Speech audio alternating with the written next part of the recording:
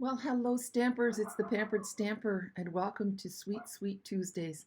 My name is Jackie Vandersar-Boot, and I'm a Stampin' Up! Demonstrator in Canada and in the Netherlands. And I'm so excited. This is the last week for Fun on Wheels, and I have a really great card for you today. Now, I'm doing something I don't normally do. I am using some retired paper just because I like the colors, and I know that you have a huge paper stash, so you can use whatever you have on hand. But let's take a look. So this is what Fun on Wheels looks like. It's a great stamp set with some lovely words, and I think it's great for all the active people in your life. There are the dies that go with it, and today we are using this bicycle stamp. And look at that. Oh, I've got a dimensional backing on here. We're also using the Gloriously Made, only the die, this one here. We're going to use this die to make, I haven't decided yet if I want this edge or this one. Depending on how you cut it, you can choose which way you want it to go. Okay, so that's kind of fun. It looks like the torn edge of a notebook. So I just keep my extra little bits in there. And before we get started, I have a piece of very vanilla cardstock. It's 2 3/4 inches by about 5.5. And what I want to do is I want to tear it on an angle, and I want to start from this side. And then we're just going to tear up a little bit on the diagonal. So that's how I want it to go. And then we're going to ink this up in early espresso, and I also have a wild wheat marker. Okay. So here's my early espresso ink pad. Just open that up. We're going to ink it up there, and then I'm going to take off some ink. I want to take off a little bit of, I'm using my blender pen to lift the ink off. See, so that just came off there and here. And then here. So, and here. And also here. It's amazing how much ink comes off. There. So that's another great use for your blender pen. And right here, I want to get rid of that as well. And in those spots where I've removed the early espresso, I'm going to add some wild wheat. And I'm going to use the brush tip. And here, and here, there. And then maybe we can add some later. Okay, and now because it's been a little while, we're going to do some healthy huffing, which is like so. And then we're going to just stamp that. 1, 2, 3, 4, 5. See, and so it's got a slight shading. It's still not as yellow as I would like. There's just a slight tinge to it. So we're going to add a little bit more in here. Let's see. I'm going to color that, get some of the brown off. There. So I just want a vintagey hint of yellow. I saw this on Pinterest and I don't remember whose it was, but I thought, you know, that really changes the look of things to have a little bit more of the wild wheat in the bike instead of just one dark color and then around here. And you know what? I'm not sure if it's actually accurate as far as how a bike should look, but you know what? This is art, so it doesn't have to be accurate. And then here a little bit on the handlebars. There. Let's see. Okay, so we've got our little hint of brown. And now we want, okay, I need my saying. At every turn of life, may you find adventure. So I'm doing my stamping first, and then I'm going to run the die cut through the die. And I'm going to stand up. I know that doesn't look so great on the video, but that way I get it straight. Always, I say that, rise to the occasion. It's a great idea to stand up and above your work because you get a better vantage point from it. So I think that looks really nice. We can make this a little bit more exciting and a little bit more vintagey by taking a blend. This is a great little tip. So I'm going to zoom in a little bit. Let's see here. And now we're going to take our blend, we're going to take the brush tip, okay? And I used to do it like this, where you went like so and you flicked it, but I find that a little bit hard on your blend, so you can just do this instead. Tap it, and you get this nice little spatter, and you don't damage your tip. See, you get this look just like old newspaper. Do you see the little speckle? I think that's absolutely fantastic. So now I'm going to take this and I'm going to run it through with the stitched edge down, because the stitched edge doesn't cut. Okay, so I'm going to run that through my die cutting machine and I'll be right back.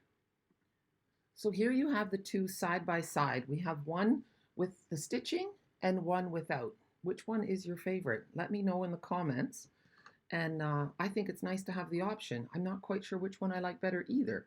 So now I'm going to do another thing to make it different, and I'm going to sponge a little early espresso to distress it just a little bit more. And I'm just going to hold it up like this and just give it a little brush. And then I'm going to do the same thing here on the top. And rough them up a little bit. There. And then maybe a little bit along the sides. There. So now we have two different looks, more of a vintagey and then a clean and crisp. So give that a good study and let me know which one you like better. There's also maybe a slight different angle to the bike, not sure. So now we're going to take an early espresso card base, and then I have, this is from my retired paper. This was, I think, from Glorious World or something like that. It has the map, and I just found one sheet of this, and then I found this vellum. We used to have this pretty vellum last year, and I thought the map worked out really well. So that vanilla piece is just a reminder for me to finish off the inside of my card. So let's put this down. It had to do with the world map or something. I'm going to have to look it up because I don't remember. And I don't keep all my old catalogs anymore because I find that I run out of room. So I've become less of a hoarder. It's nice to have those things, but yeah. You can't keep everything, and you can look it up. That's my theory. So now this piece is going to go on one angle and the other one a different way. And then, oh, that's upside down. So check the writing on there. And then I'm going to lay this on top. So it doesn't really make a difference which one goes on top. So you know what I'm going to do? I'm going to put the vellum down first to cover that up because you don't want to see your glue. Go a little bit off the edge. There. And now this piece. So yeah, use up your old pattern paper because that's great. It makes you happy when you use your stash. There. And a little bit off the side. And then maybe I should put something, it's popping up a little bit. You know what? We're going to put a little bit more here because that other piece is going to cover that up anyway. Just a little bit of glue there. And yes, I know I spilled. Not good. Here, watch. We're going to just wipe that underneath. If we spread the glue, you won't see it. There. You've learned a new trick. Use your finger. Funny, hey? Okay, so now, that looks kind of cool, doesn't it? Lots of torn edges here. And you know what? In retrospect, I probably should have adhered this, but it's kind of neat. It gives the idea that, you know, you've left a map laying on your desk. So we're going to pop this one up with some dimensionals, and then we'll finish off this video with me showing you a little walk through the last few weeks of doing the Fun with Wheels. And so what I do every month, I focus on a separate suite or bundle. And these are like every once in a while, you get a product. These were Stampin' Up! Dimensionals. They weren't our regular dimensionals. They came in a paper pumpkin kit. And the backings just aren't coming off very well. If you ever have a product from Stampin' Up! That you're not happy with, I remember Stampin' Up! Did replace these. And I'm kind of cheap, so I thought, well, I kept the replacements and I kept these. So that's my bad. Stampin' Up! Does stand behind their products. And that's why you shop with a Stampin' Up! Demonstrator, because then you have someone that goes to bat for you if you do have a problem. and I don't hesitate to do that. So that's why, choose your demonstrator with care. You want to pick someone who has the time to help you out when you run into a pickle. There we go. Oh yeah, so now for the inside, what does it say? It says, at every turn of life may you find adventure. And I think what we'll do is just use the map on the corner. I'm not going to do anything fancy, and I'm even going to do it like this because this is going to get covered up anyway. So here's our block. Now I can't find I lost my ink pad. How is that possible? Oh, I put it at arm's length away. So here we go. And I'm just going to go like so. And maybe another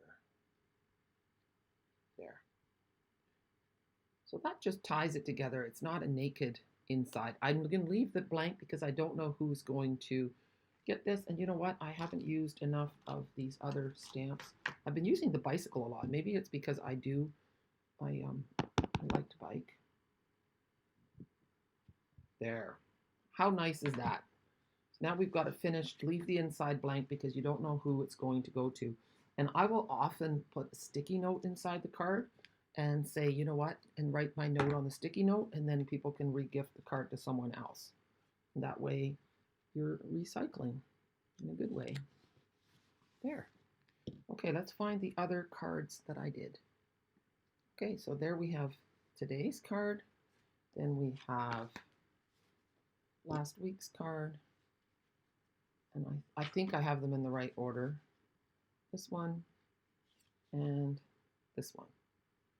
So I hope you've enjoyed this series. I'm so happy to have you here on my YouTube channel, and I would love to be your Stampin' Up! Demonstrator. So if you have any questions at all, or if you want to join my team for your own discount, please let me know. I love reading your comments. I love interacting with you. Give me a thumbs up. Subscribe to my channel. I'm just so happy that you're here. My gratitude to you today, and I hope you have a wonderful day. Bye.